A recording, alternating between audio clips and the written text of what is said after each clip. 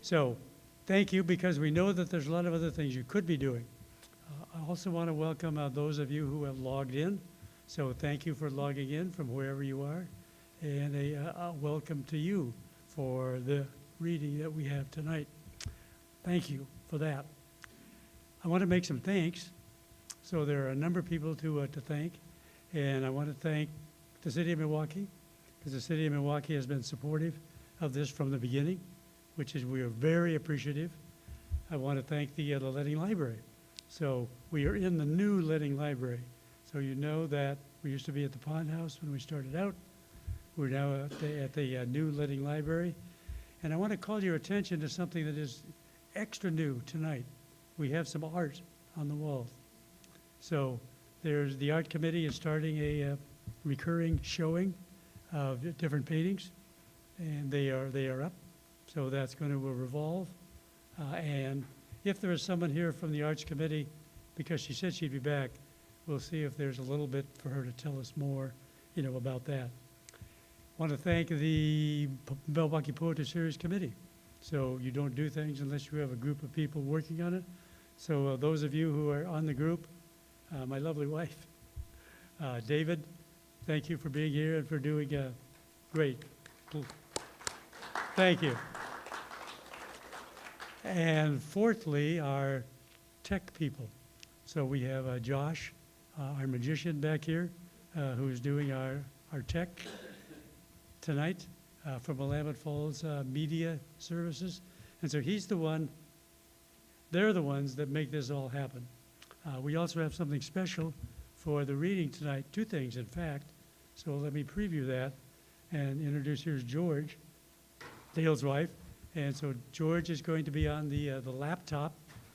The two additional things that we have is that Dale is going to show some slides during her reading. So that's going to happen then, and she's just going to key up George. And George is going to put the slides on. And secondly, there'll be a video.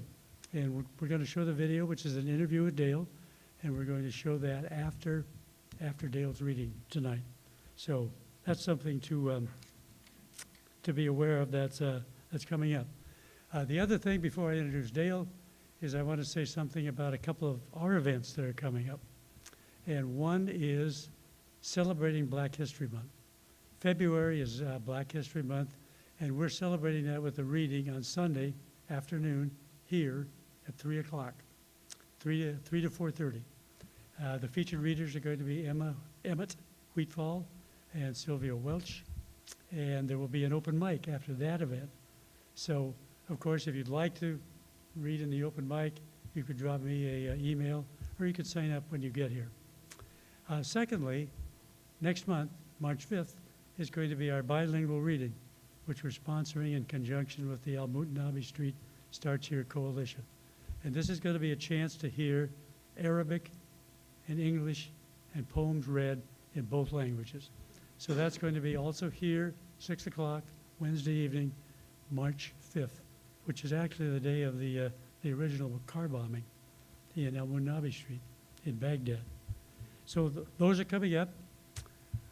We do have the past president of the Oregon Poetry Association here with us, and he'd like to say a word about their coming conference. So, Bob?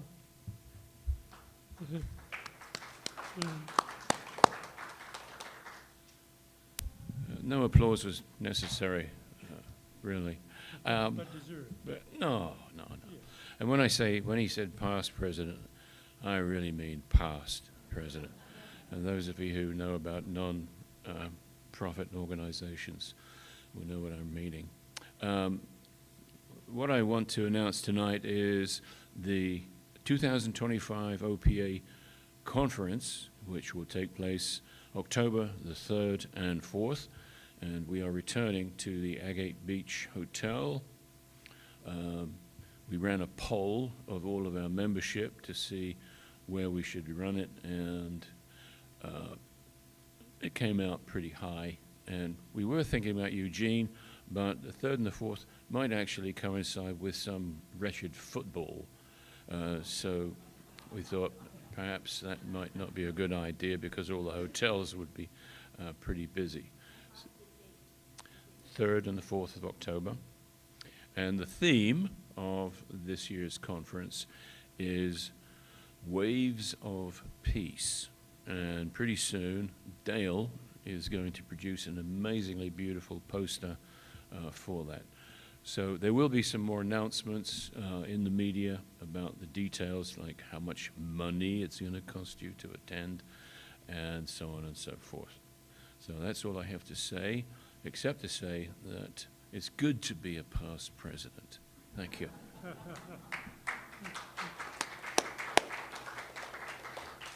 Well, thank you, Bob, and thank you for stepping up and being the committee chair.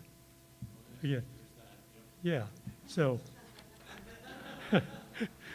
thank you for doing that. I've been looking forward to the reading tonight, and it's my pleasure to introduce Dale. She's going to read for about 40 minutes, thereabouts, 35, 40 minutes. Then we're going to have a question and answer. And then after that, Dale's going to conclude the reading with a final poem. And then while we're selling books, there are books over here, and there are refreshments, so you can help yourself to the refreshments. Then we're going to play the video of her interview. So, Dale Champlin, an Oregon poet with an MFA in fine art, has collages published in various journals, including Stoneboat, Montana Mouthful, Calyx, Triggerfish, Critical Review, Poeming Pigeon, and Willamette. Many of her poems have appeared in Pandemic 2020, an anthology of pandemic poems from the Oregon Poetry Association, as well as A Joy to See, euphrastic poetry, based on the artwork of Kay Levine, co-edited with Sherry Levine, right over here. Her poetry collections include The Barbie Diaries, Kelly Comes of Age, Isadora, Andromeda, Mina, A Stranger in America. 3 poetry collections, Erotique, Poems of Love, Lust, and Desire, Lida, and Adventures in Grandmothering are forthcoming. Medusa, an illustrated collection of poetry, is her most recent book. Would you join me in welcoming tonight our poet, Dale Champlin? Dale. Dale.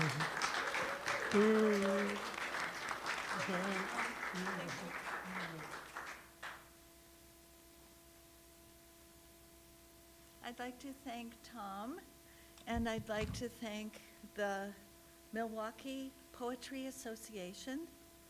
Oh, and my son. Hi, Jesse.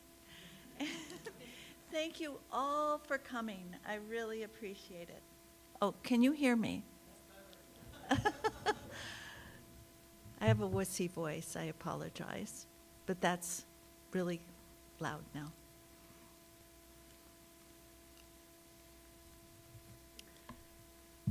I'd like to start reading poems from Medusa,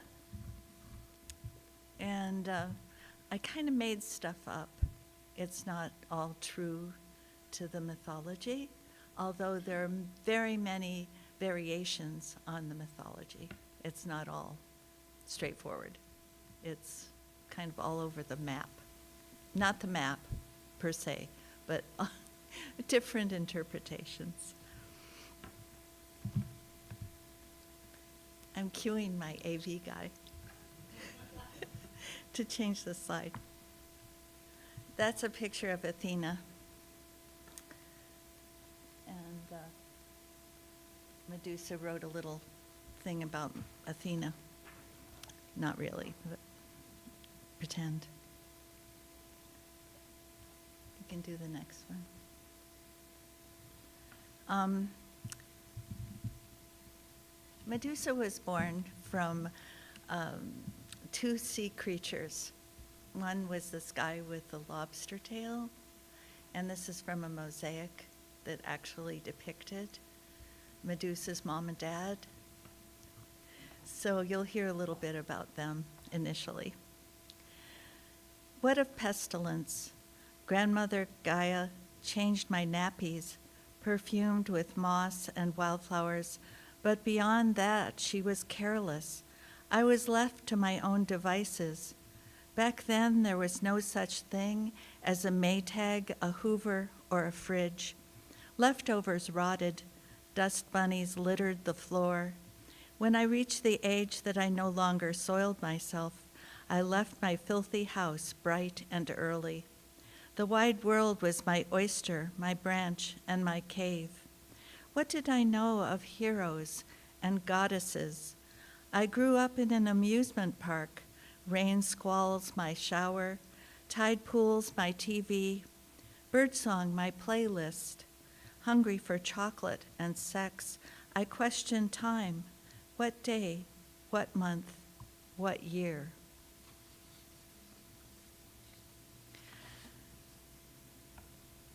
Sea monster. I shut my eyes and the world drops dead. Sylvia Plath. Forsyth makes a terrible father. We share an ordinary household, stage set in the landscape. Sitting at the breakfast table, his juice glass to the left, I fold a napkin and tuck it under his fork. Welcome to my mythology. The heroine doesn't bleed yet, an ordinary girl, so small she could be crushed easily. Her dormant temper coils snake-like in her belly. On stage, a burning field, a burning mountain, a burning castle. My tulle ballet costume, silk singed by the footlights, catches fire, burns, I burn, my body genuflects. Grandmother Gaia trudges on, heedless of my sputtering candle. Boredom and solitude. The moon flings itself across the sky, a disco ball of starlight. Sleepless at 3 a.m, I number my disappointments, how I blunder from one catastrophe to the next. I was an accident so simple and unaffected. The hours sift onto my shoulders, words meaningless yet. With one glance, my cell, ashes on the hearth, a wooden spoon, a pottery bowl, olives, a knife and cutting board, an invitation, no, a summons, weighted by a scallop shell, twitches in the breeze.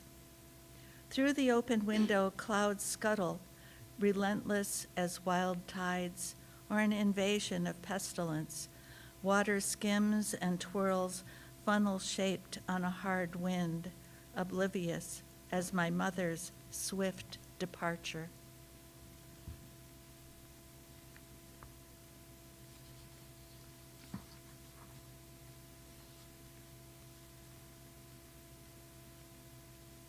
I don't have this poem.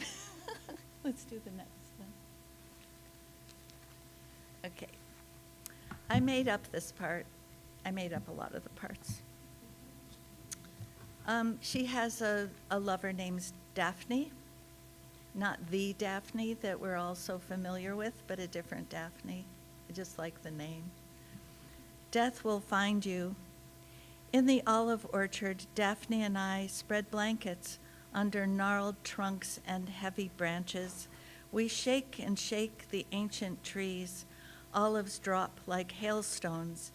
Everything tumbles, twigs, insects, shuddering moths, beetles, squirrels, nests, brittle leaves. Olives fill our baskets to soak in brine until they are tangy and buttery. Thank you, Anne. In Athena's kitchen, we bake flatbread, stuff artichokes with spring peas and dill. We blanch leeks, drain and squeeze out the water, fluff up rice, drizzle olive and sunflower oil over every morsel, simmer and roast until the temple sweats from the rafters, and the seasoning, cinnamon, mint, and nutmeg. Our eyes and mouths water. We are ravenous, but wait. We husk pine cones, walnuts, and pistachios, scarf a nut, toss 3 into the bowl, peel almonds for decoration, rosewater, lemon juice, orange blossoms, pomegranate seeds, mellow apples. Everything swims in the sweetness of honey. We eat until we are brimful from eating, and while Athena's watchful little owl hovers, we drift into weightless slumber. Amid all this bounty, it seems impossible that life will ever end. See how echoes return again and again. The sea reflects stars, the moon wanes, then fills again, and yellow light streaks morning. Against all odds, we dream we will live forever.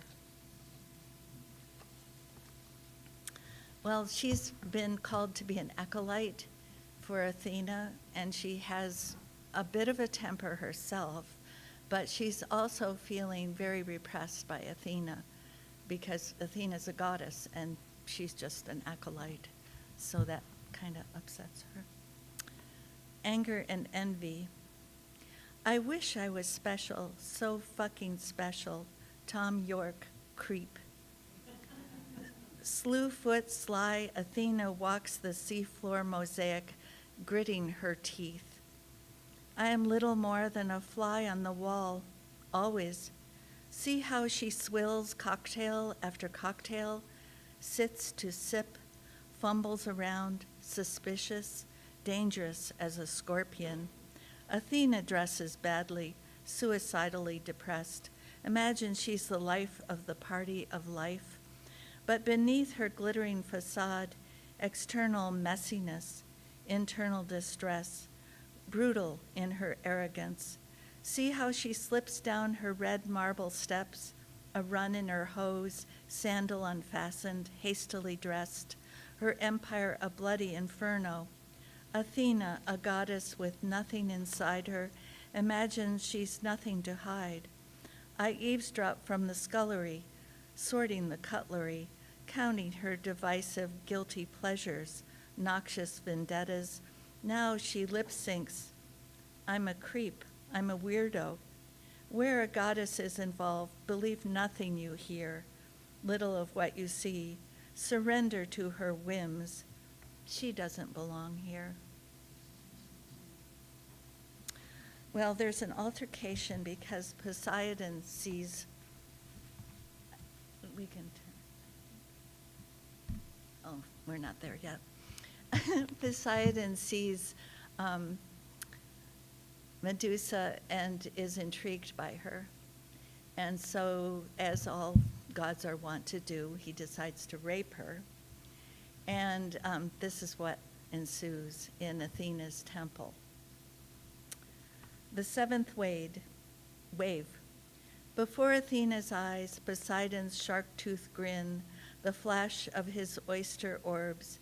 See how her pavilion is wrecked, awash with every monster the sea could muster, octopus tentacles flailing, sea snakes, eels, giant squids, and razor clams, lobsters and crabs, starfish and urchins skittering across her glittering mosaic floor. Waves wash pillars, braziers extinguish, curtains and bedding sweep away, wine goes off, whitecaps breach the ceiling, kelp twists around caryatids, humidity, salt, and slime. Without her leave, heave, her beautiful atrium swamps scuttled. Imagine virginal Athena affronted by the raw sexuality of Poseidon's assault. She schemes torpedoes, harpoons, mines, depth bombs, and hand grenades. And worst of all, the mayhem wasn't about her. In the midst of this havoc, the sodden atmosphere, the reek of fish, Athena spies how wanton Medusa, the whore, rollicks, sucking it all up. I think there's one. I'll go one more. Oh, there's Athena. She's green. Let's go another one. There's Athena and Medusa. It's the next one. There you go. Athena's curse. Flee, for if your eyes are petrified in amazement, she will turn you to stone. Gaspar Martoya.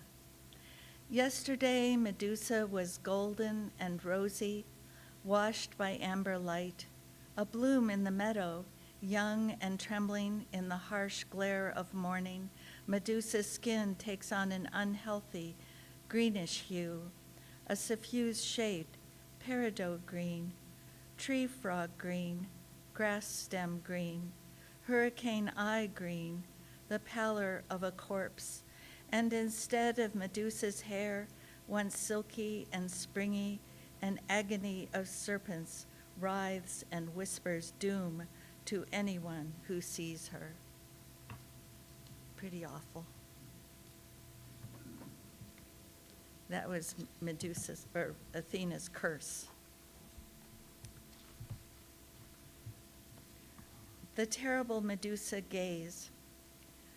Beauty is what Medusa's head, which men go armed to seek and sever, and dead will starve and sting forever.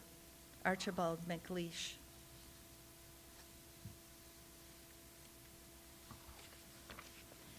I was a sinister hand. It's a well-kept secret. Put a bag over my head, and I'm stunning. Please disregard the occasional rattle and hiss. My body, how enticing. My limbs long and supple. My fingers ambi and dexterous. My ankles pliant and resilient. From the neck down, I look good enough to eat. Honeyed skin, choke cherry nipples, apricot breasts. Over a meadow, my gait might glide, bouncy and bubbly in pine-scented air. With the paper sack over my head, I come across happy. Yet, light a match, how I gutter and burn, scorched as a candle wick. I am wicked. I am ravenous, contemptible, charred to the marrow. My tortured path slinks, slides, slithers, winds and twists. Night glides behind me, unfolding wing light, like unruffled and still.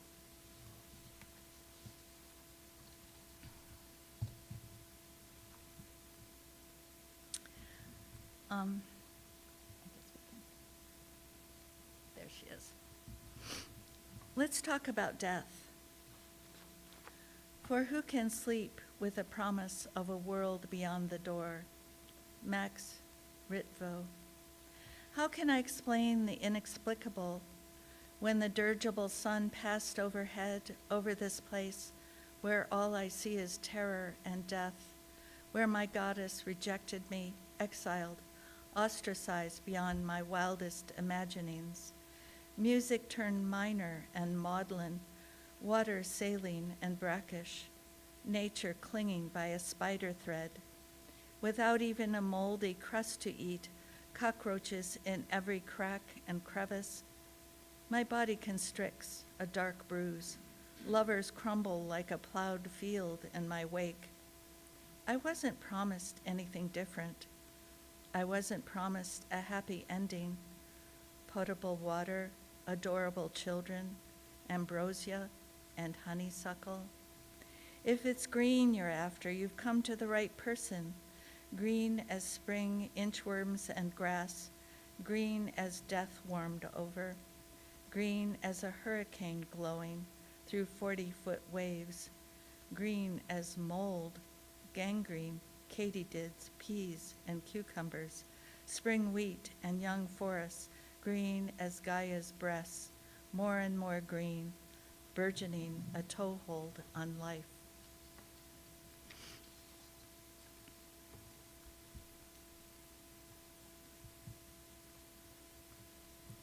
I think this is going back to Poseidon for some reason. An exaltation, sorry. How quickly I swam up through the surf's green eye, a startle of sunlight. Poseidon's swift blue glance raked me. He clasped me tight as a clamshell in an arm of the sea and entered every portal. Delicate suction cups sucked, filling me with delight. Whales breached, dolphins beached, How quickly schools of fish swerved and swirled, dashing past each other, all the hues of an oil spill. Each fish a mere silvery sliver of thought fragmenting the water, and even now, how the parsed memory returns to me and fills me with shame and delight. A flight of fish, a murmuration of light, the deep-sea treasure of him, impregnating every pore with wonder.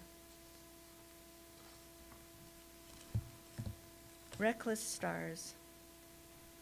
Under cloud cover, fully materialized, oh dear, here come the sisters.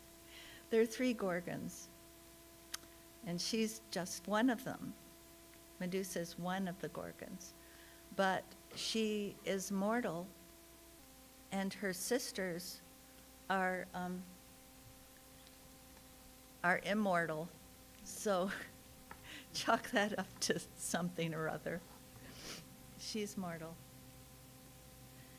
But she, in one of my poems, she invents these sisters for company.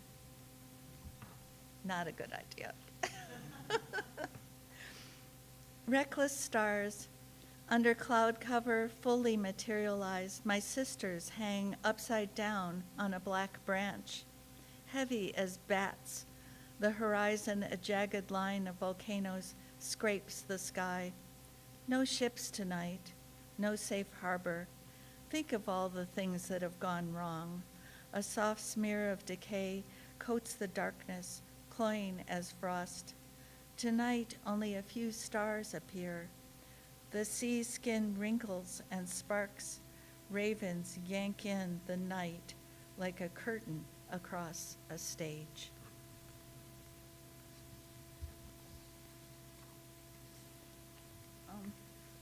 Can we look at the, oops.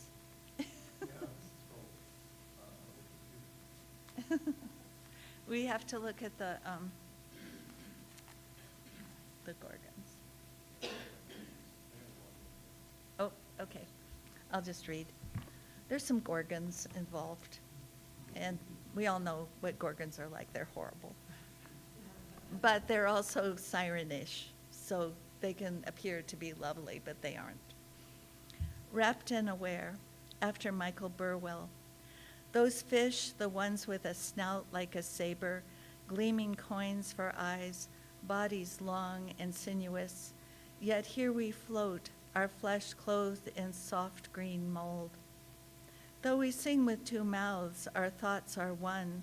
We come together on the cusp of the sea, fascinated by the shape of your hand, the drape of your arm, the way your throat sieves silver water. We were inventing a language, something to do with our mouths, our tongues curved, elusive in the sea caves of our teeth. Under waves imbibing light from above, at first glance we pose nude in scale and fin, spinning eel beautiful, down dangling fish-like. After dark we lure and bob. We are 2 salamander sylphs, water embodied, blue and aquamarine as hazy scrim. What you feel in the sea is our octopus reach. What you see below is our wet silver gaze. What you hear tonight is the wail of the waves. 2 half spirits we bivalves, flail shriveled fingertips white and ghostly. We have swallowed the bait, hook, line, and sinker, swilling salty spritzers in our underwater saloon. Watch us surf the breakers, listen to us croon.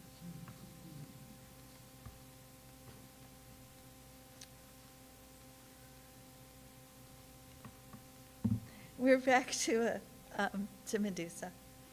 Perched on a promontory, I should have thought in a dream you would have brought some lovely perilous thing. HD. In octopus night, I dream of the abyss, my extravagant hairdo. Immediate and unbearable, snakes puff small puffs of breath, the final kiss a stifled hiss. In my bedroom, glowing eyes pierce the night, horned heads bob and weaved, Forked tongues taste salt air in my villa perched on a promontory, far above the breaching sea, on the edge of the world, so close to the end of my lifespan.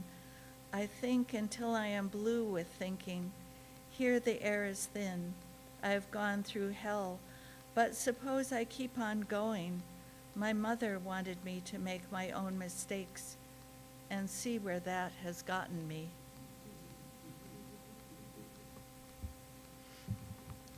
I give them my heart, such as it is.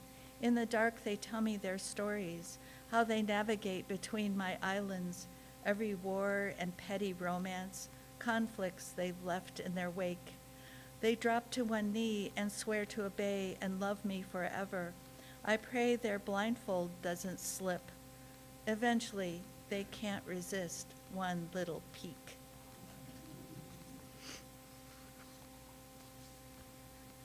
Wrecked and rocked. My sisters lament, so beautiful, filled with harmony and discord.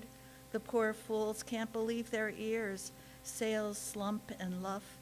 What little wind is left whines with the metallic sound of zithers.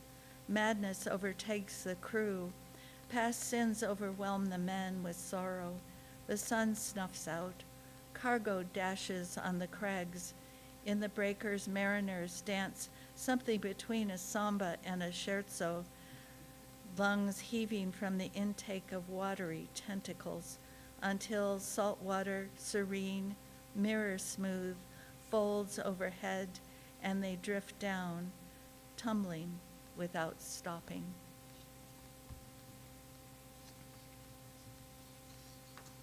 I didn't ask if anyone wants to hear from some other book.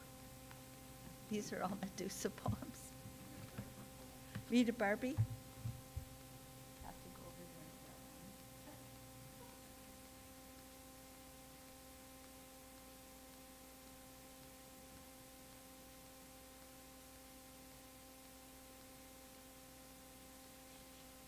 This has got very tiny Barbie-sized type.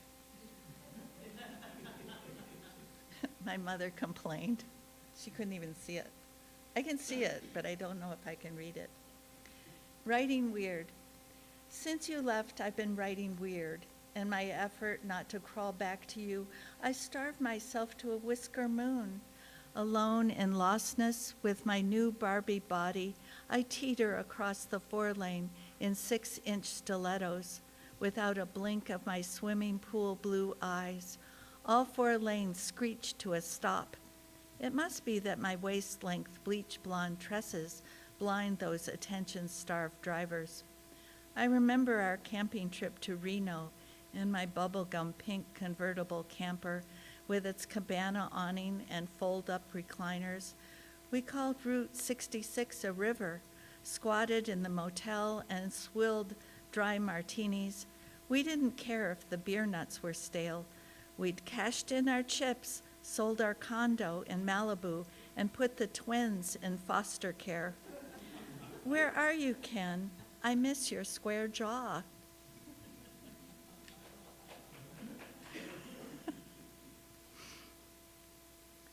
Possession. I was her first Barbie. She used to carry me everywhere, prop me by her bowl, and feed me chocolate ice cream. She held me in her arms and took me to bed at night. Then she lost one of my shoes, my leg joint got loose. She tattooed her name on my back with a ballpoint pen and nail polished my nipples day-glow. After her mom's hairdryer scorched my hair, she cut off the burnt ends. It was not an improvement. I thought I was priceless, but I was replaceable. I can't leave it up to Ken to rescue me. He's preoccupied with his wardrobe. His stone-cold eyes never glance in my direction. Once he told me to get a job, but with my tiny hands, I can't hold more than a sliver.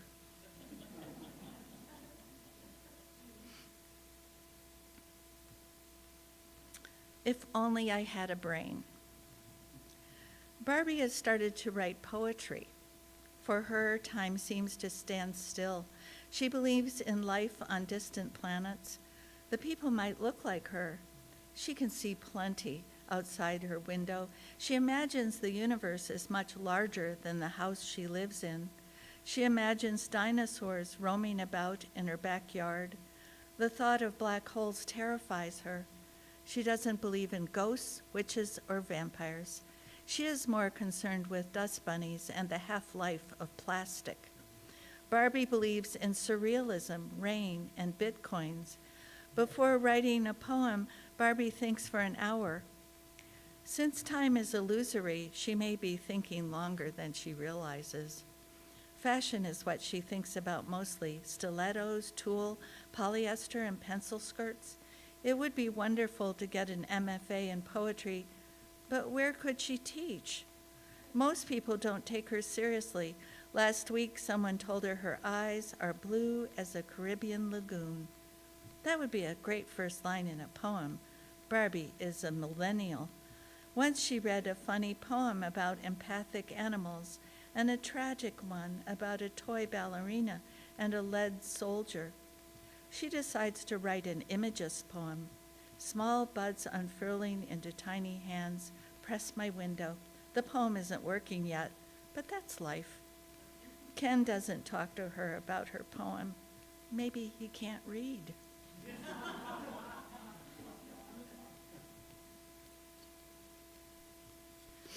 Barbie's pleasure cruise.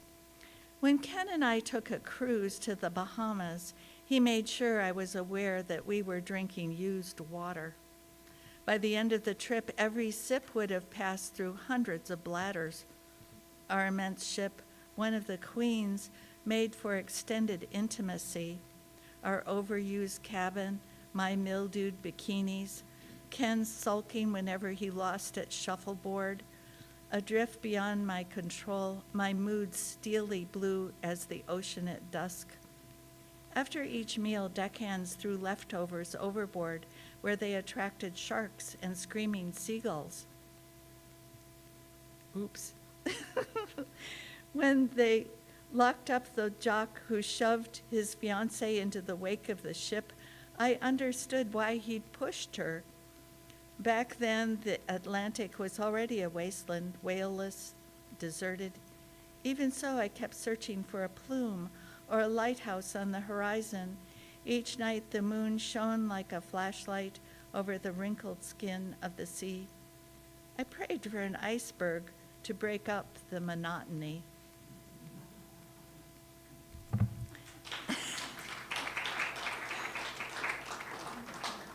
Would you like to hear any Callie's?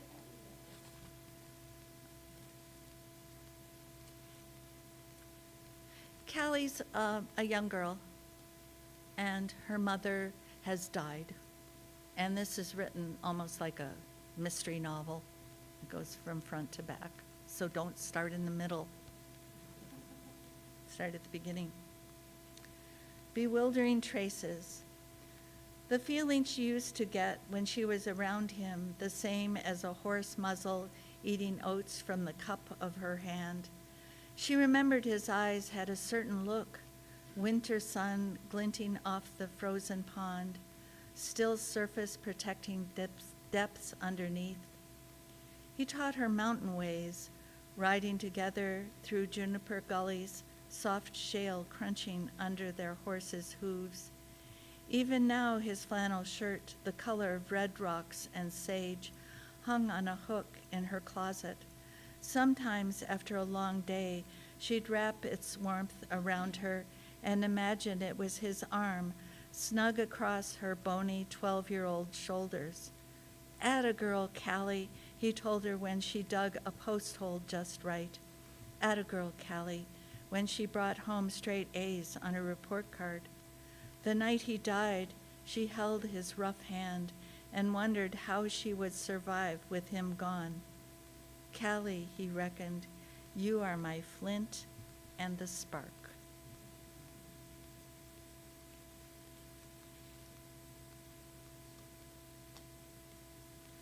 Well, she misses her mom, I know that. And she has an aunt who's kind of dreadful.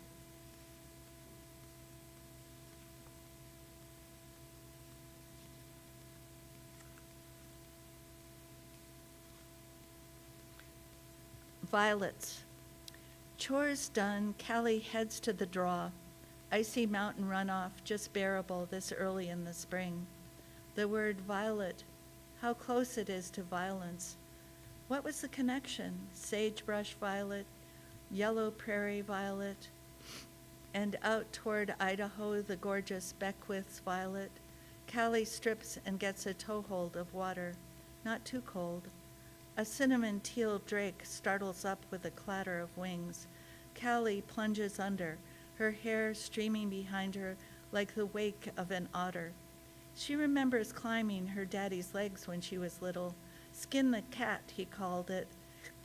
When her feet reached his chest, how she sprung into the air. Callie dries off with her work shirt, pulls on jeans and worn boots. Scrambling up the embankment, she stops dead, eye to eye with a fat rattler sunning itself on a ledge. Oh, this one I always read, so I'll read it for the last Callie. A dove, Callie said. After Lee, young Lee, a dove, I said. And this was inspired by Vivian. Mother, she said. What she meant to say was waterfall. What she meant was a pool dimpled by rain. Bread, she said. What she meant to say was arroyo steeped in moonlight. What she meant was waves of meadow grass pulsing against the foothills. Prairie, she said. What she meant to say was heartbreak and despair. What she meant was sleepwalking. Bed, she said. What she meant to say was wild horses. What she meant was nightmare. Damselfly, she said. What she meant to say was tumbleweed. What she meant was night wind. Book, she said. What she meant to say was river. What she meant was a breeze arising from nowhere. Callie took a bead on her circumstances. Family, she said. What she meant to say was unnamed future. What she meant was a promise that her life would come true.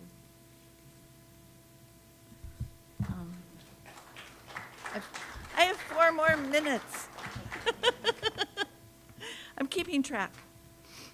Let's see if I have one that isn't Medusa. Oh, there's some funny ones in here. That one's not funny. This one's called Vanilla Nell. Vanilla Nell. It is not the flavor, but the shiver, a 2-scooper coneful to drop or drip, or a bowlful sweet as a creamy river.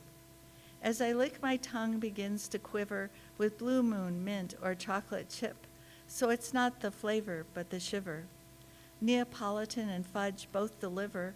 Rum raisin and pumpkin make a great dip, both bowlfuls sweet as a creamy river.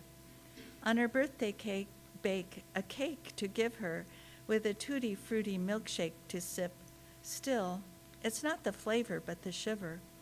Top apple pie with a moose track sliver, past strawberry, coconut, and peach by your lip, each bowl full sweet as a mango river.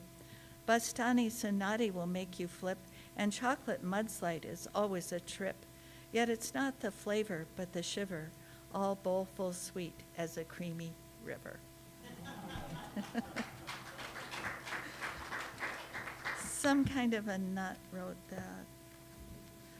And this is because my friend Rosemary Lombard made me kiss one of her turtles. It was terrifying because it smelled very reptilian. I guess amphibian. Is it reptile? It's a reptile. Dr. Diode Lombard. The first time I visited my psychoanalyst, I was surprised she was a turtle. She seemed remarkably intelligent and was the subject of multiple cognitive behavior studies. At the time, she was well over 90. Among her many accomplishments were 5 volumes of poetry and a one-turtle show at the Whitney in Manhattan. Once a week for 3 years running, I spent time with Dr. Lombard. She delved into my psyche to see if any screws were loose. By my final visit, I was well aware of her proclivities and her shortcomings. Although she registered low on the autism spectrum, she was quite adept at reading emotional expressions and rarely set a foot wrong. She told me I was beginning to form an unhealthy dependency to our weekly visit, and she would refer me to an alternate specialist. Because I felt comfortable with our progress, I was sad to leave. As she studied a bird outside her window, I stifled a snicker. I couldn't help but notice that turtles have trouble with binoculars.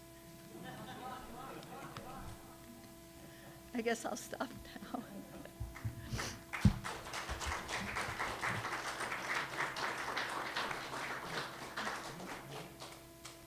Do you want to stay here? Yeah. So, thank you, Dale. You're welcome. Question and answer time? Oh, yeah, I So, forgot about that. if there are any questions that you have, and David will bring the microphone to I you. don't ask the questions. They ask the questions and I Yeah. answer. Okay. Yeah. So I I'm can going to do start and ask a question. Oh, okay. So, could you talk about Medusa and just how you got into writing the book in the first place, and then what your process was? Well, I like to write persona poems. I like to just imagine what it would be like as that character or that person or that turtle. I don't know. I just love to imagine what's going on in somebody's head. And I think it would really piss me off if somebody turned me into a monster with snakes coming out of my head. So that was my point of departure with her. And with Barbie, that's a natural go-to. I think all women are objectified, and it's not real great to be objectified, for sure. And once your beauty's gone, once somebody's tattooed on your back with a ballpoint pen, you pretty much lost it. So that's Barbie. And I did write a kind of autobiographical book over there, and it's called Isadora, and it's about an old lady and her pet goldfish. So that's pretty close to my heart, and I'm the old lady, and I don't really have a goldfish. But the goldfish is sentient, and the goldfish has been reincarnated as a young woman into a goldfish. So, any more questions? Thank you. Sherry? Could you hang in just a minute till David brings the mic? Yeah, because we'd like to get the question as well as the answer. I know you wrote another book, Andromina, and I know you didn't get a chance to read it, but I was wondering if you could tell the audience about it, Okay. so they might buy it too. Thank you, Sherry. She's my sales rep. So Andromina is a repurposed sex bot, and she's sentient, and she starts out just learning life by the internet because she's hooked up to the internet, and it's quite a wild ride. It's fun, and it's sad too, because she has a fixation on her maker, and she wants him to love her, but he doesn't want to love a machine. So, plus he's on the spectrum as well, so that doesn't help. It doesn't help her at all. So it's her trajectory, metaphysically and physically. She has a trajectory. Any other questions?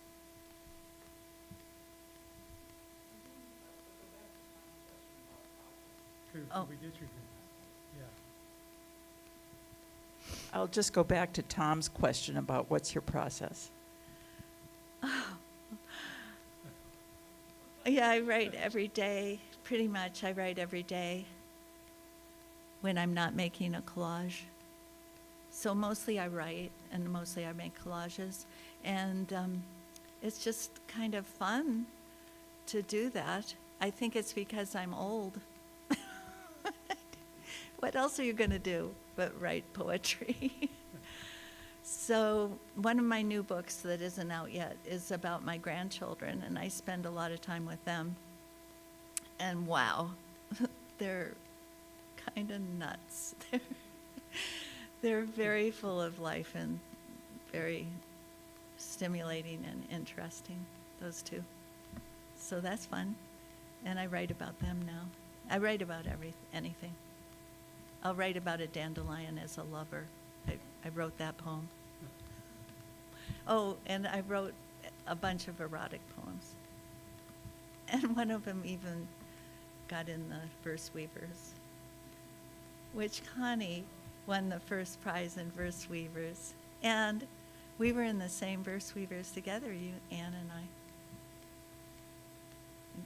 Sherry's won first prize. Verse Weavers, yay! I'm not going to write any more pandemic poems. I think I might be a failure at writing political poetry since Trump became president the first time. I used to make joke poems about Trump, but I don't see any laughing matter there. Do you have a question, Simbi?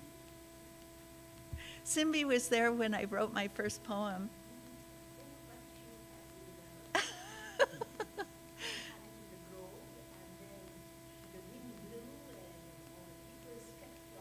Yep.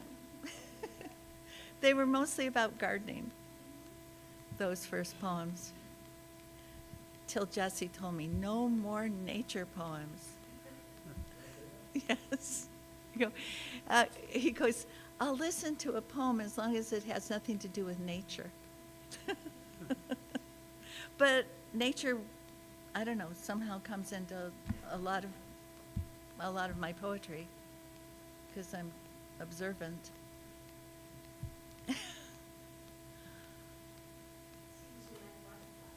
I love butterflies. I even like snakes, but not in person. I have a In question, snake. Dale. So you're a tremendous artist as well as a writer. Thank you. And so could you talk about your relationship with writing and art? And I'd just like to hear that. Thanks. I think I was a visual artist my whole life, and I wasn't a poet until my 60s. So I think it was a natural transition because you just visualize something and then you stick it together. I don't know. And I love to make collages. And I'm obsessive, compulsive. I'm sorry. I'm sure everybody here understands that. Every day. I mean, a lot of times you don't like a word, and you go, I got to find a better word than that. That word sucks. So you go to the thesaurus and look up all the words that are similar to that word, and then you go with those words and look up words that are similar with that, and just keep going. Oh yeah, I like to collect words. I like words. Yeah. Yes, exactly.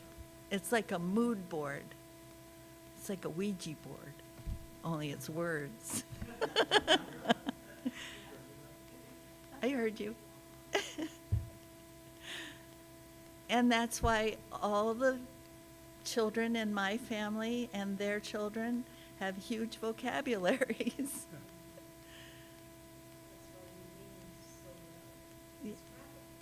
Oh, yeah, I quit doing that.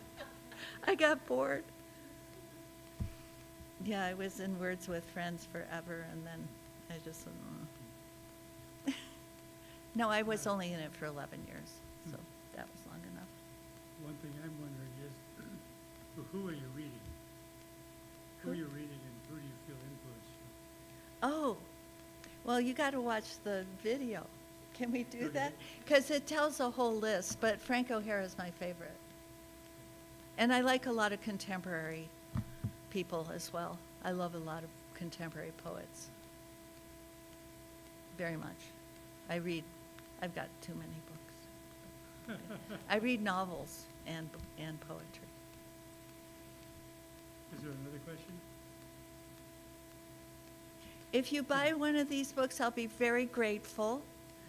And if you take one home, read it from front to back. Usually that's the way I've written them, or that's the way they progress, and there might be a mystery. And if you start at the back or in the middle, you're going to screw up the mystery.